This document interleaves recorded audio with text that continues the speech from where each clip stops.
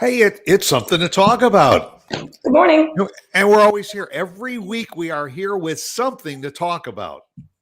I don't know how we come up with things, but we do. We always manage to come up with something. Well, yeah, sometimes it's pre-planned. And sometimes it's kind of last minute. We say, "What do you want to talk about?" I don't know. What do you want to talk about? I don't know. What do you Yeah. want to? Well, we'll just let the cameras roll and we'll start talking about it. And hmm and actually, just a few moments ago, before we went live, we were talking about drinking coffee and caffeine and drinks that have caffeine and whether it gives you the jitters or whether it calms you down.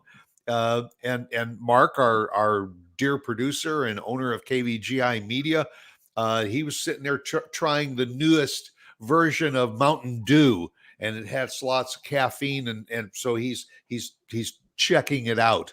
I mean, I'm Yeah. a coffee drinker, and I love my caffeine, and I'm one of those people that I can have at 10 o'clock at night, have a nice cup of hot black coffee with caffeine, not caffeine free, and go to sleep. Other people will Yeah. say, "Oh, I cannot have a cup of coffee or tea after 4 o'clock because I'll be up all night." What is? How does it work with you, Vaughn? Well, I'm a coffee drinker, as you know, and I used to drink more, but I've cut myself back to 2 cups in the morning, and I usually stop then. But on a cooler day, I might have a cup in the afternoon. Sometimes it affects me. Sometimes it doesn't. I don't know. I can't explain it. Sometimes I'll have a cup late in the afternoon and I find that I can't fall asleep, and other times I can. So maybe it's just not just the caffeine, but kind of your mood at the time too. I don't know. But now a Diet Coke will give me more of a, because I don't drink it very often. I don't drink Diet Coke very often. So a Diet Coke tends to keep me awake more than a cup of coffee. Really? And that doesn't have caffeine in it. Yeah, it does. Oh, well, you're right. Yeah, Diet Coke, it does that. It has artificial sugar in it. That's right. It still has the caffeine. Yeah. No, So I I don't know. get my caffeine with coffee in the morning and with chocolate at night. Oh, that's the way to do it. That's the way to do it, and I can have a nice Hershey bar in the evening and still go to bed and out. Yeah. Yeah. Well, I'm actually just really not a big sweet. Like, if I'm going to want a snack before bedtime, it's going to be a salty bowl of popcorn. Not. I mean, I like chocolate. I wouldn't refuse it if someone would offer me a And then Snickers or a something. salty bowl of popcorn makes you thirsty, and you have to have that Diet Coke. Right, right. If you give a mouse a cookie. Oh, we want to remind our listeners that one of our very, very favorite sponsors is Irving Chung, who is from BigConsideration.com. He is a franchise consultant, and folks, if you've ever thought in your wildest dreams that you could own a franchise, but no, it costs too much, you need to call Irving. You can contact him at bigconsideration.com. You can have a free consultation and he can show you that if you've ever even thought about having a franchise, you may be able to get into a franchise on a part-time basis for very little out of pocket. Set it up, get it going, and start making lots of money.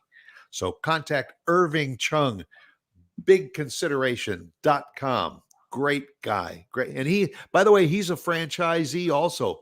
He has the franchise for the Cycle Bar franchises around the DFW area. He's an avid stationary bicyclist and very, very good at it. Leads classes all the time. Nice guy. I love spin classes. Yep. It's Oh, my favorite. my whole life has been a spinning class. Yeah. Yeah. I've been spinning my wheels for years and still haven't gotten any place important. Well, I don't know. It got you all the way to this radio show. Yeah. This and now just talking about spinning, because again we had nothing really pre-planned, but it used to be you'd sit in a big room and somebody would be up in the front and they'd be talking to you and you'd be spinning, and that was, oh, look who's visiting. This is Rock. Isn't this Rocky? Yeah, this is Rocky. That's Rocky. That's your kitty cat. Yeah. Because It just it is the never other one fails. still with you? Rook is still with us. Yep. It just never fails. Whenever I turn the computer on, one of them like to Wants join. to come over and visit. Hey, Rocky. Hey, Stuart. Hello, Rocky. He's getting a little camera shy. Love his eyes. He's a sweetie. But today now what you can do is they've got these cycles that you have a monitor in front of you and you can program it to like ride through the Pyrenees mountains. Yeah. Or if you want to ride along the seashore, in North Carolina, right on the grass, and you kind of remove yourself from where you are and put yourself in a far off place. I think that's pretty cool. Yeah, it is. Those Peloton bikes are really, popular. I would love to have one myself, but I think you can do that. You can either put yourself maybe somewhere on a trail or somewhere, but you also have instructors, right there on the screen. So it's like you're in a class. It's pretty cool. They're expensive. They're not cheap. Those Pelotons, what do you think? The 2,000, 3,000? I don't even know. But I mean, for somebody, look at it this way: it's a great investment because if somebody instead of having to pack up a bag and get in the car and drive over to a club in order to do it, if you can just get up in the bedroom and go into the family room and get on your bike and ride for an hour or two, it's a great investment. Yeah, it is definitely gym memberships and all that. The cost of all that. And yeah, I'm curious. I'm Googling how much a Peloton bike is, and see, we have our very very very informed staff right here working on getting the answers to our questions. Yeah, they're about $2,000, maybe 2,500. Okay, well, that's about the cost of a treadmill, or see now to me that's a cost of a nice hot tub in the backyard. I know. Exactly. Let's see. Do I want to get on a bike and pedal it, or do I want to just sit in the hot tub? Hot tub, with your cup of coffee and a chocolate bar. That's right. There you go. A cup of coffee in the hot tub in the morning and a nice chocolate bar in the evening. Exactly. Hey, hey, Lauren, hey, I got an idea. Yeah. We're buying a hot tub. Something tells me Lauren would be okay with that. I think she might be okay with it. I know she's okay. She's not a coffee drinker, but I could probably convince her to share a chocolate bar with me in the hot tub at night. Well, I have to ask you, what's your favorite chocolate bar? My favorite chocolate bar, Hershey with almonds. Okay, I like that too, but my favorite is Snickers. Yeah, Snickers is a good one. In fact, one of my very all-time favorite candy bars was Payday, and that has no chocolate. Oh yeah, that's like a nougat, right? It's a nougat with salty peanuts around it. Yeah, that's a good one. Yep, that's a good one. And that's a good one, and that way you don't get to me, that's less calories because it has no chocolate. Well, there's chocolate on the outside, right? Nope.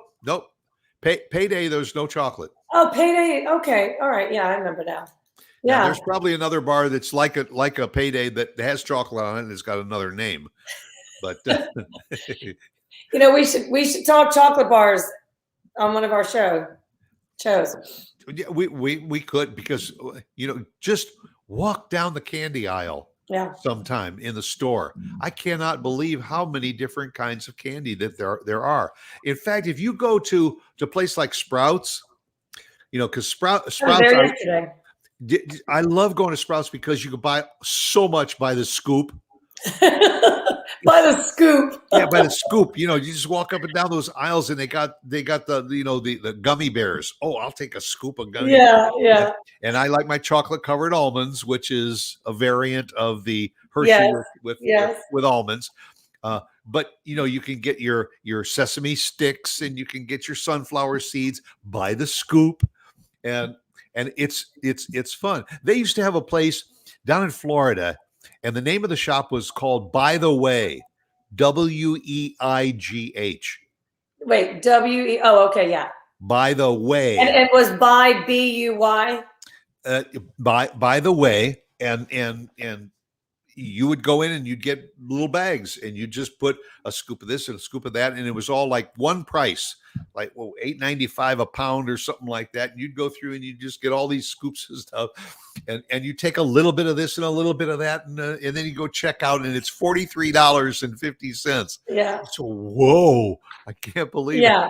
That's actually a cute name for a store.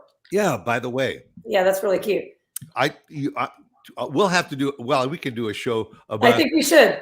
Because I have a lot to say about chocolate. Like, I have to be honest with you. If you just want chocolate, just chocolate, and not like a candy bar with all the other little whatever, Dove, in my opinion, there's no better milky chocolate than Dove. It's got to be the best chocolate out there, I think. And obviously the Belgian chocolatiers and all that. If you ever go to Italy or France and all, you go into the chocolate shops and all, you buy the chocolate by the percentage of cocoa that's in the chocolate. So you can actually buy. You can buy chocolate bars at I think at Sprouts that are 50% cocoa, 70% cocoa, 90%. And I mean, when you get up to 90% cocoa in the chocolate, it's almost borderline bitter, but that's good for cooking. And all, but for snacking, it's pretty hard to eat pure chocolate bars. Yeah. I don't think I'd want to. Have you ever had a Toblerone bar? Yes. Yeah, they're pretty good. Yeah. I can go on and on about chocolate bars. Yeah, especially in the evening in a hot tub. Boy, that would be really nice. Just could bring out a little tray of that's what you need to do, like at an all-inclusive resort. Just go down by the shore or sit around the pool or the hot tub in the evening or something, and have somebody bring you a tray of assorted chocolates. Yes, yeah. It's like died and gone to heaven. My mom, it has got the biggest sweet tooth of anybody I know. Can sit down and eat a whole snack bag of the individually wrapped Reese's peanut butter cups in one sitting. Oh, yeah. The little mini Reese's. Yep. She just has a sweet tooth, and when she gets one, watch out. See, and I like to take my Hershey's with almonds and all, then take out that jar of peanut butter, slather the top of it, and do it that way. Yeah. Create your own. You could do that. You could do it that way. We could do a whole show on chocolate. We should do that. That sounds pretty good. And then we'll all have to go on a diet afterwards. And buy a Peloton bike. See how I brought that full circle? Yes. Or eat our chocolates while we're on the Peloton. It's a new concept. Yes. Yeah, the chocolate Peloton. We could come up with a new brand for Peloton. Yeah, it's the candy ride. Yes, a stationary bike that dispenses chocolate. Yeah, each mile with each mile you get a chocolate. Yeah. And you don't have a water bottle holder. You've got a chocolate milk holder. Right, with a straw that goes directly, so you can infuse it. Well, it's like those hats that you wear to football games. That the hat with the straws that go in. Yeah, it's got the bottles on the side. Yeah. That's what we'll wear. You and I wear one of those on our next. I'm sure our sponsor's loving this conversation we're having, since he owns the cycle bars. All over Frisco. Yeah, do your session and then go get a chocolate bar over there on the table, and sign up for another session. Oh, all right. Well, maybe we don't need to do a show on this. We've kind of talked about it now. Yeah. Well, no, I think we should, because you know what, you can never get too much chocolate. and you know what, the other thing that I've realized over the years. Have you ever seen chocolate get recalled? No, I don't think so. Yep. they'll recall vegetables, and they'll recall fruits, and they'll recall fish and beef and all that. You never see a recall on chocolate Why do you think that is? because they can't mess it up, I guess. Or I don't know. Or maybe we've been eating bad chocolate and we don't even know it. Or if there's anything bad that's in the chocolate eats it up before they make it into that bar. Yeah, I guess they make it at that bar. Well, you know, we're talking a little bit about eating and everything, but I guess one of the things that was in the news that I just wanted to get your opinion of is, we may be heading back to remasking again, because now with this Delta variant that's out there, the press is starting to grow a little bit more about the kids are getting ready to go back to school.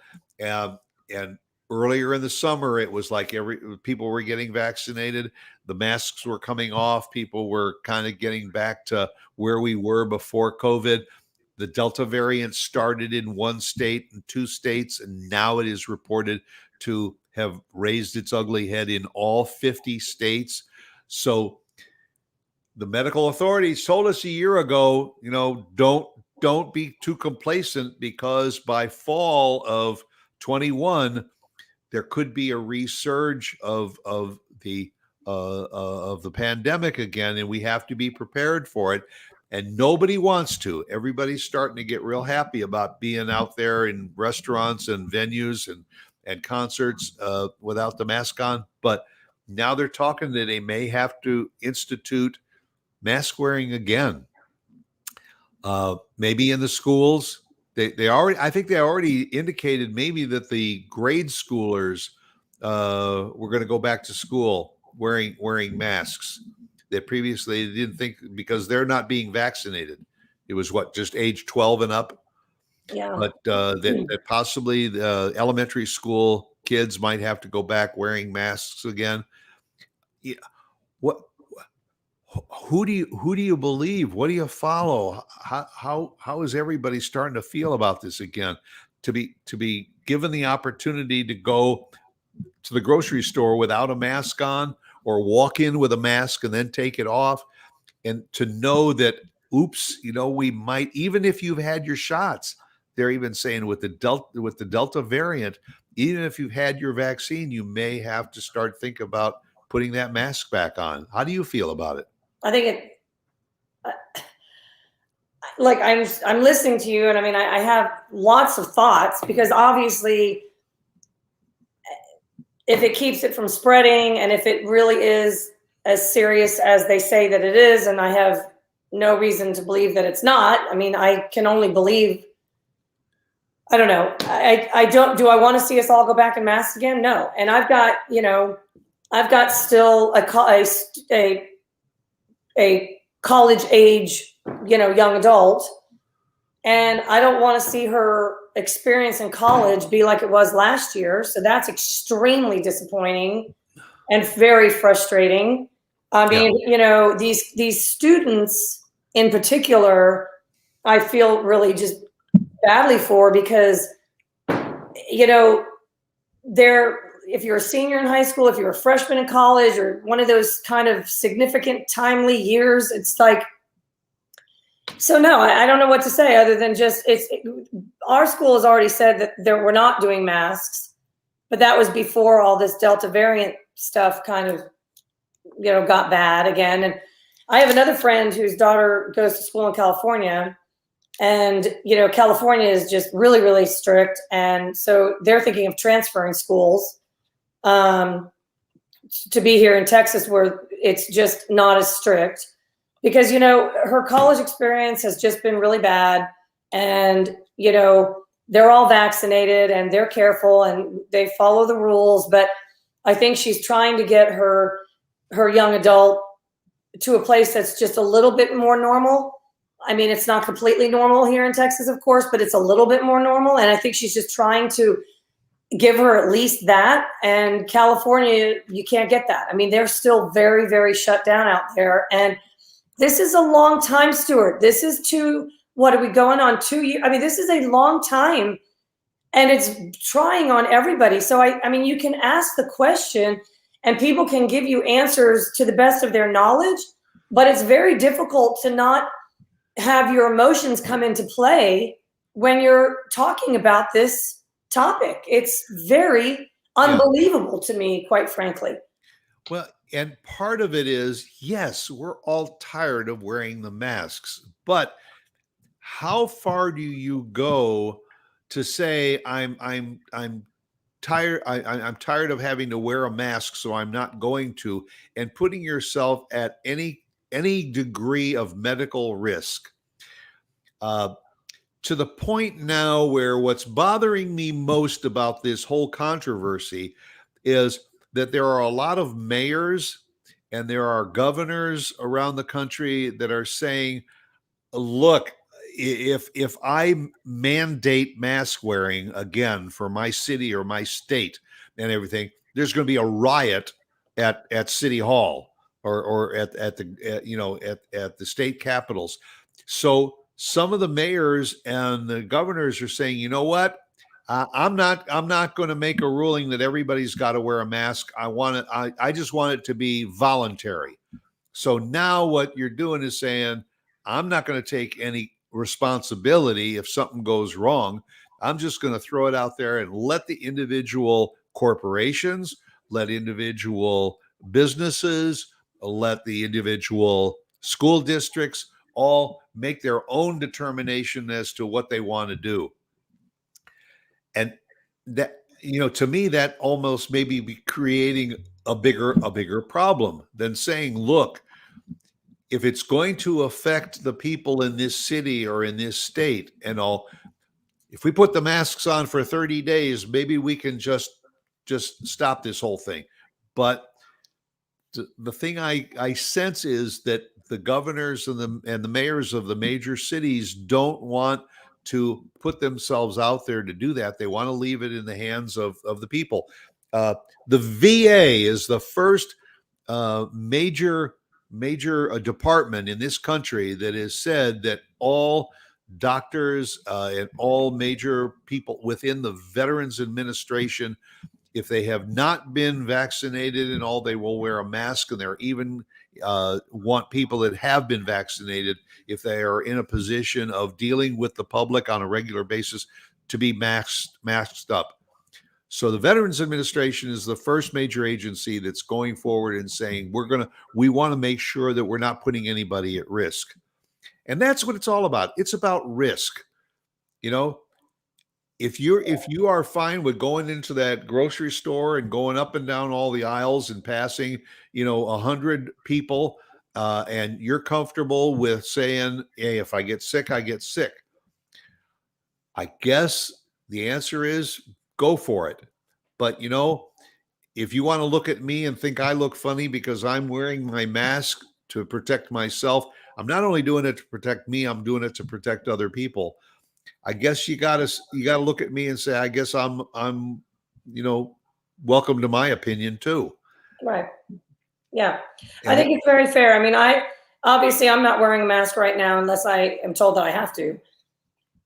Just because I'm following the rules, and I'm trusting that is a safe practice right now. Yeah. And I see other people wearing their mask, and I could care less if they feel more comfortable wearing a mask for whatever reason, wear it. I mean, I still see people driving in their cars by themselves in the car, windows up, wearing a mask.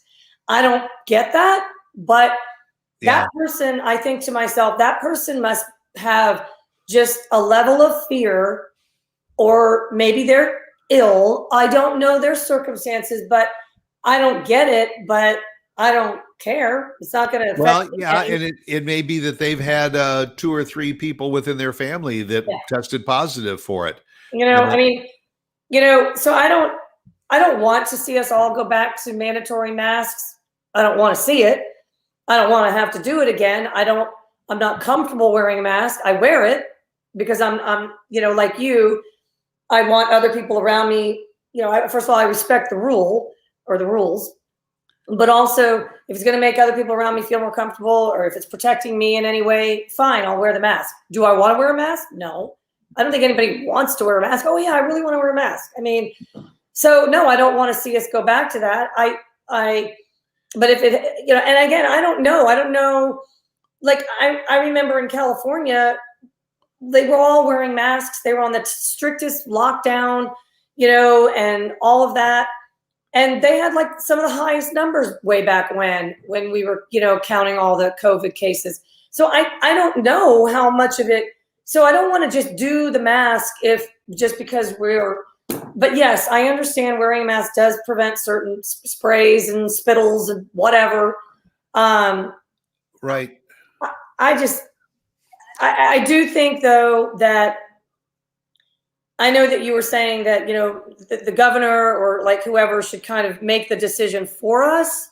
I agree with you, but then also I don't, because I get very uncomfortable when I start to feel like everything is like federally mandated and like that starts to make me just feel like we're all losing our voices and we're losing control. Like I just get a little bit nervous, but I get it. I understand what you're saying. But then also I just am like a little bit like, we are still the people. All right. So let me pose this question to you. The governor of any particular state and all says, I'm not going to have a mask mandate. I'm not going to require people to wear a mask. But the medical community is saying in your state, the number of cases is growing exponentially every week. We are getting closer to a crisis mode again. For the sake of slowing down this epidemic again, please wear a mask. All right, now you're faced with, okay, the political side or the government says you don't have to, they're not going to require it. The medical community is strongly suggesting that you do. Who do you follow? Who is more important in your head to say, all right, I'm going to follow the advice of the medical community, or I'm just going to follow the advice of the wait and see community? Is that the best? Is that the best that we should do for the public? Which do you said, if the medical community comes on and says, listen, we just had a 50% spike in the number of cases, the hospitals are filling up again, and we're trying to treat this disease as quickly as we can, and we urge everybody, when you are out in public, to wear a mask. Is that strong enough for Vaughn to say, okay, I'm going to go along with that? Or because the governor of my state or the mayor of my city says, let's wait and see. I think it's too early to make that determination. So if you want to wear it, fine, but you don't have to. Which way are you going to go? I mean, it's a tough question for me to answer. I think if I heard and believed that the entire medical community was on the same page, then that would be a no-brainer for me. But I didn't find that to be the case, even during like COVID, before the Delta variant and all that, even back with the COVID, because I talked to people within the medical community and they had differing opinions, even amongst themselves. So I can't just say the medical community is saying this, because I don't think as a whole that they're even on the same page. I went to the local emergency, like one of those care places here, a couple times over the past, couple years here, year and a half, whatever, for COVID tests and whatnot. And even amongst themselves, they were kind of rolling their eyes, and we're talking doctors, nurses, about some of the things that were being reported and their personal, or I should say professional, actual experience. So I can't answer the question, because I guess I could say this. If as a whole, the medical community was telling me to wear a mask and they were all on the same page and there were facts to back it up, it would be a no-brainer for me. I'd wear the mask. I don't watch the news. You know that. I don't listen. I don't think the news is news anymore. Sorry. I just find it all so dramatic and just political and biased and one way or the other. Yeah. a very small representation, in my opinion, of what is actually going on in the world around us, whatever. That's another show. So I sit here today and I don't know. I will wear my mask if I'm told to wear my mask. It's that simple. I'm going to follow the rules. I don't want to, and I don't really know exactly what it's going to do, other than I do believe that masks prevent certain spreads of anything, really. A common cold, for goodness sakes. Exactly. Exactly. You could be sitting at a table next to somebody else that all of a sudden turns in your direction and sneezes. Yeah. And you probably have as much or a greater risk of getting a bad cold from that occurrence as you do from somebody that maybe spreading COVID. It's a tough dilemma because on many levels, if you go to a restaurant and the owner of that restaurant has a sign on the front door that says, "Please wear a mask when entering this restaurant." You have the choice of going back to the car and getting your mask and coming in and wearing the mask in. And when you order, you have your mask on. And when your food is served, you take your mask off. But as the owner of the restaurant, am I sitting there wondering, man, if I put that sign on the front door that says you have to wear a mask to walk through the door, are people going to turn around and say, heck with it, we'll go someplace else for dinner? And now that restaurateur is going to lose revenue. Yeah. This is such a complex issue. And just at a time that we're all starting to feel a little bit better about recovery, that we have been through this very, very difficult time in our lives of dealing with this. Now we are faced with the possibility of turning around and going in the, backstepping in that direction. It's becoming more critical for people to make that decision. And again, maybe it just boils down to it being an individual decision. And I was at a grocery store yesterday, and I'm fairly conscious of it. I would venture to say maybe 20% of the people that were in the store were wearing masks. And included in that 20% were the people working in the store. Those, especially like in the meat departments, the butcher departments, the fresh produce, they were all masked and all. But as you went up and down the aisles, it was 1 or 2 out of 10 people you would pass were wearing a mask. Yeah. Now, was I uncomfortable with that? Mildly. I have a tendency. What I do is if I see that there are a row, a bunch of people that are not masked, maybe I'll go back down the next row, come back up this way again. And I will admit, I was not wearing a mask when I was grocery shopping. But the more of the reports come out and say that it's starting to grow, now is it going to be up to me to put my mask back on, or is it going to be up to the grocer to say, you must wear the mask in order to come into the store?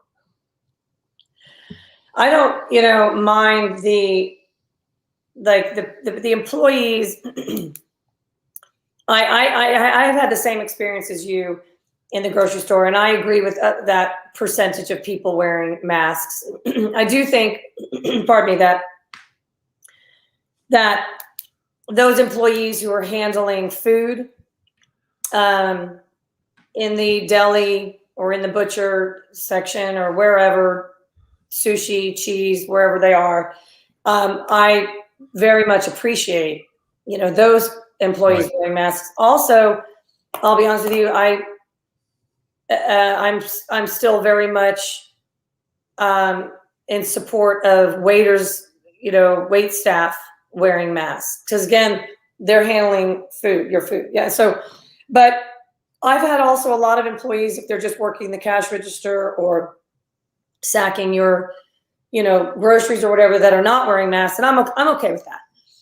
I haven't been wearing a mask since we were told we didn't have to, unless there's a mandated sign. I was in a medical professional building the other day, and it didn't even occur to me, because I haven't been wearing it now, so I'm a little out of habit. It didn't even occur to me. And I walked in, and then I saw the sign, and I said, I'm so sorry, I didn't come with my mask. Do you have? And they have a whole box. I mean, they always, so I just put one of theirs on. But yeah, it was hard the first time around, but if we go back in that direction, it's going to be even harder, I think, because again, the emotional level now is going to come into play. And I think people are just, they're just up to here. I mean, it's just.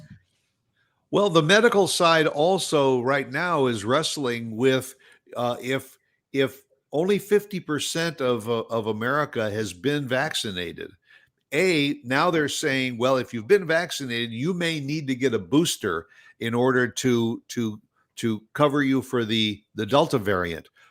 The other 50% that haven't been vaccinated say, see, I didn't need to get vaccinated before because now you got the Delta variant. Now they're scrambling around with the vaccines to now make them effective for the Delta variant too. So I'll wait until that vaccine is approved and then I'll get vaccinated.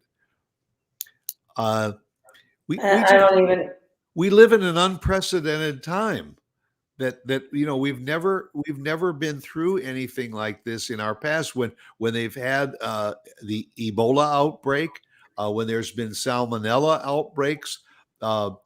We've dealt with it. This thing is so unpredictable, and case in point, 6 months, probably even less than 6 months, there was no Delta variant. It started, they've traced it as starting in India, and somebody got on a plane in India and landed in the United States someplace, and somehow it started to spread the Delta variant, and it was isolated to 1 or 2 states. And now, as I said at the top of the show, it's in all 50 states. There's been at least 1 case of Delta variant reported. Yeah. I mean, I don't know. I mean, I don't even know what to say anymore about it. It's just, it is.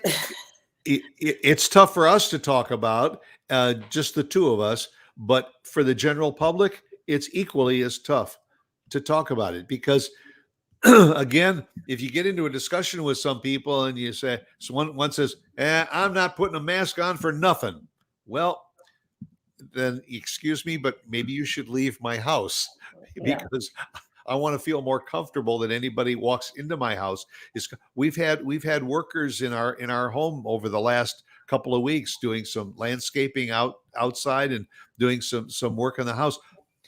Lauren is very, very emphatic about the fact that if you have had your vaccinations and everything, okay, but I would appreciate it if you would leave the mask on. Yeah. But we are in that senior category, so we are at the most at risk group of people too. The young people were the ones that were out partying and down on the beaches and spring break and everything, and all of a sudden afterward you found out that there was a big spike in growth of the COVID occurrences and visits to the hospital because the young people were not getting vaccinated because they didn't have to be vaccinated at that point. Now it's 12 years old and above. They've slowed down with the amount of vaccinations that they're giving. You used to have to register with 20 different agencies just to get the vaccine. Now a lot of those agencies have closed their doors. The speedways and the outdoor venues where people would drive up to get them, those are little by little were closing, and you had to go to pharmacies and everything to get the vaccinations. Well, I hope we can continue that way, and I hope people will continue to take advantage of it. For gosh sake, it's a free program, so it's not like I don't have the $100 for the shots to get the shots, but little by little, are they going to have to start opening up those clinics and everything for more people to get vaccinated? Yeah, I mean, I didn't actually know the number that you threw out earlier, 50% of the country. Yeah, I think that we were really aggressive there at getting people vaccinated. It was a million a month or so, or a million a week. We're getting vaccinated. Then it all when the mandates opened up a little bit, it started to slow up, and people weren't taking advantage of it. Now it seems like it may be growing again. It's going to be a personal choice, but me personally, I would encourage people to look at both sides and try and learn both sides. Listen to the medical side, listen to the opposite viewpoint, and make your own decision. If you spend a lot of time out in public and with people and all, you may lean more toward wearing a mask. If you spend most of your time indoors and you go out and pick up fast food and bring it home, maybe you don't need to.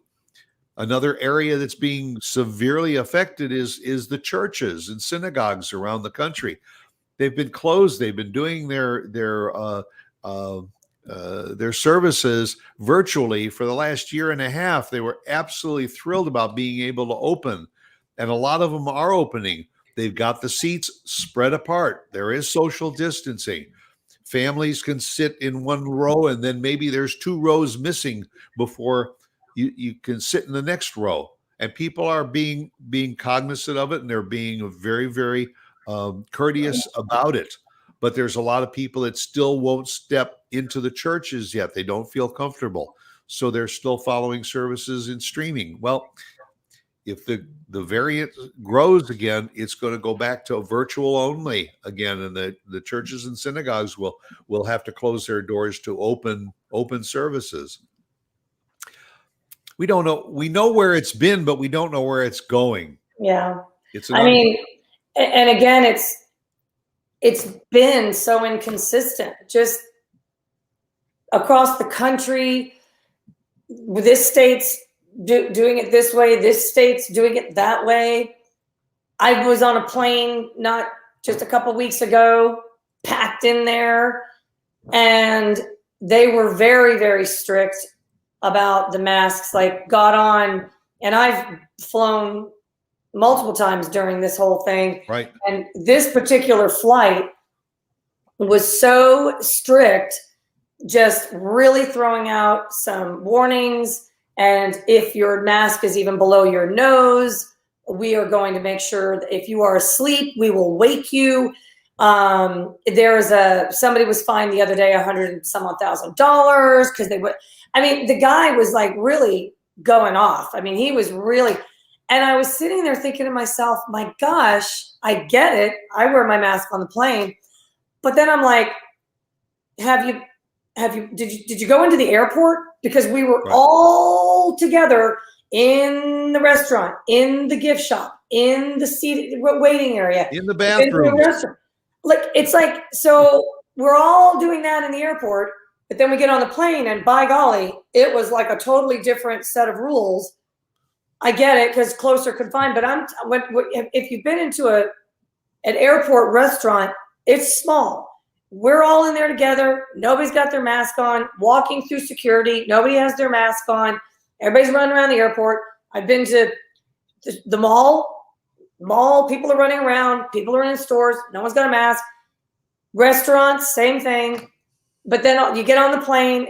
To me, it's like I don't get it, because it's like, if it's that severe, and I believe that the rules are so all over the place that it's hard for me to grasp what is the real, what's the danger, what's the real story, what's dangerous, what's not, because I believe that it's all real. Don't get me wrong. I'm just saying, why is it okay here and it's not okay there? I'm confused. That's why what I said earlier was the fact that the authorities don't really want to make a hard and fast determination, because we got so many, options here, and who's going to do it, who isn't going to do it, who's going to say it's against my personal rights for you to tell me that I can or I can't. I think there's only one solution, Vaughn. I think we need to go out and just buy a box of chocolate and come home and sit down, have your Mountain Dew or your Diet Coke and everything, and a couple of chocolate bars, and think about it, and then make your own decisions. Yep. And the other decision, of course, is to come back next week and have another conversation with us on something to talk I about. think that's a great plan, Stuart. Is that a good plan? It's a good plan. Works All for right. me. We'll go with it, and I hope all of you will go with it too, and come back and join us again next week. Okay. Sounds Until good. then, be well. Bye. Bye.